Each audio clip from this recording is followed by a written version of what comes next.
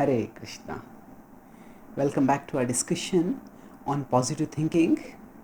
We are discussing about the factors that shape human behavior, and we discussed three deterministic theories that my genes determine me, my upbringing determines me, or my social circle determines me. And we discussed how these are shapers, these are not determiners. They influence, they shape our behavior, but they alone don't determine it. There are beyond these three factors, there is something more. In fact, there are two things more which we will discuss in today's talk. So we are discussing all this because if we have to think positive, do we have within us the willpower, the capacity to change our thinking? Is our thinking unchangeable or changeable? So do we have willpower? How do we boost our willpower? That is the subject that we are discussing. So the fourth factor that determines our behavior is our free will.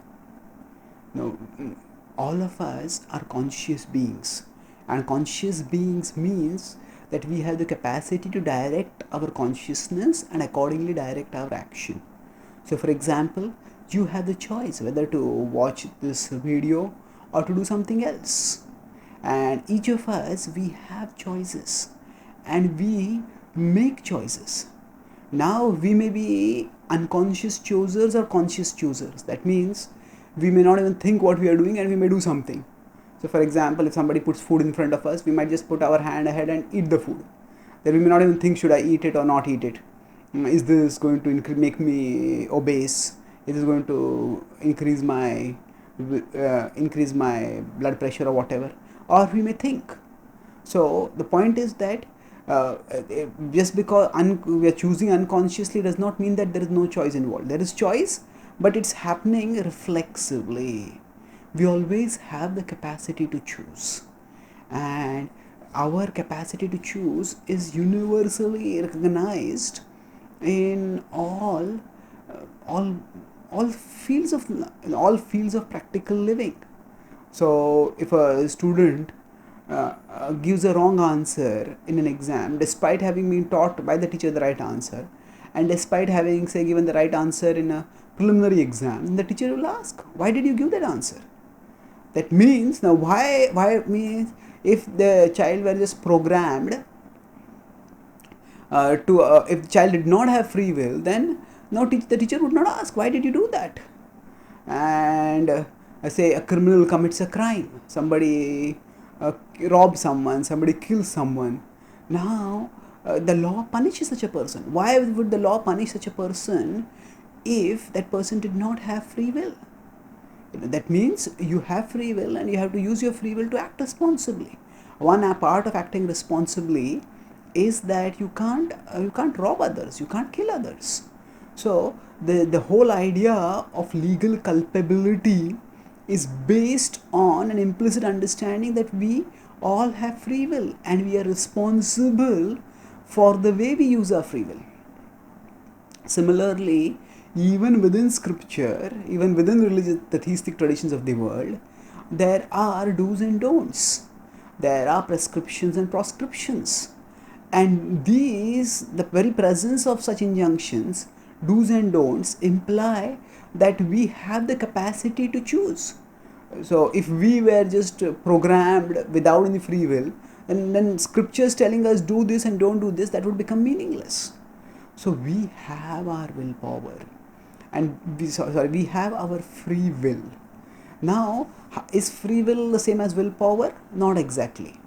Free will is our capacity, the capacity that we have to make choices. That always exists. But willpower is the capacity to implement our choices. To implement our choices means that we need to translate the capacity from potential to kinetic, from the potential to the actual. So for example, every child has the capacity to walk, but then if the child forever stays on bed, the child will not learn to walk. So a child has to roll and stand up, and then child is held by the mother, by the father, by the relatives who help the child to walk. And the child falls and then rises again, and falls and rises again, and gradually the child learns to walk. So from the capacity, from the fact potential to the actual, there is there is a change that happens, and that change requires willpower to persevere, to continue on despite reversals.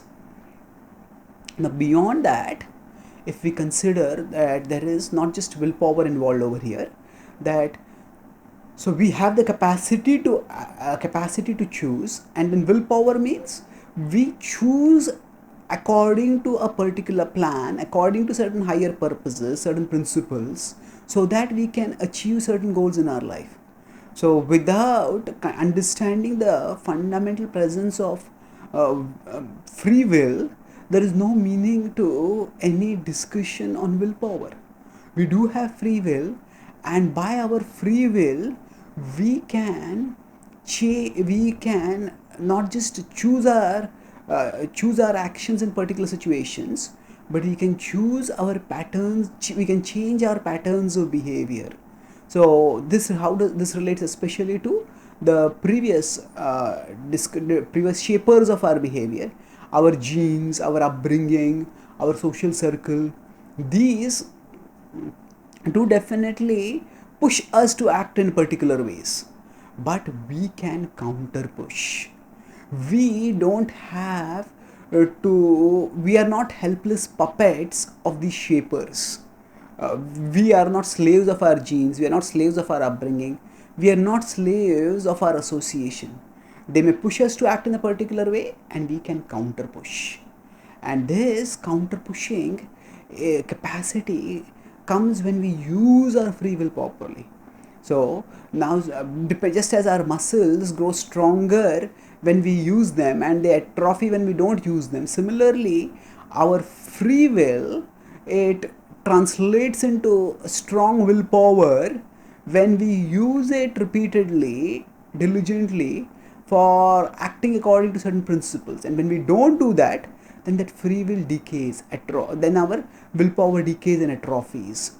So it is not that we don't have willpower, it's just that we may not have used it till now, and that's why we feel that we have weak willpower. But we can all, just as muscles can be developed by exercise, similarly, by exercising our willpower for a purposeful cause, we can increase our willpower. And the fifth factor is God's grace. The God's grace is the ultimate factor, which is God is omnipotent and His grace is omnipotent. So when we harmonize our will with God's will, then we get access to His supreme power, and that is actually life's greatest empowerment. So devotion is the process by which we harmonize human will with divine will. We will discuss this more in the next talk, but suffice it to say that when we bring God's grace into the picture, everything else changes. So what happens is, these past forces are influencing us, but God's grace can empower us to counter their influences and completely change us from within. Within the various religious theistic traditions, there are stories of almost miraculous character transformation of people, and this happens when God's grace gets infused into a person's heart. So spirituality adds these two dimensions, that our willpower comes from our spiritual essence, and God's grace comes from the supreme spiritual being. And when we bring these two factors into the discussion, we understand that we do all have the capacity to change our life, change our thinking, and thus change our destiny. Thank you. Hare Krishna.